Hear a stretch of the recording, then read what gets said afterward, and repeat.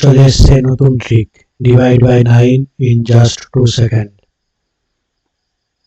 ঠিক হচ্ছে, প্রথমে যে নাম্বারটা দেওয়া আছে তার ফার্স্ট ডিজিট নিব, ফার্স্ট ডিজিটের সাথে +1 করব, তারপরে যে অ্যান্সারটা আসবে সেটাই হচ্ছে অ্যান্সার। তাহলে 63 ডিভাইড বাই 9 কত আসবে 7। 63 ডিভাইড বাই 9 কত আসবে 7।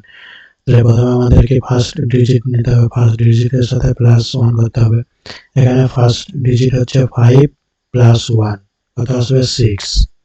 72 ডিভাইড বাই 9 কত আসবে 7 + 1 = 8।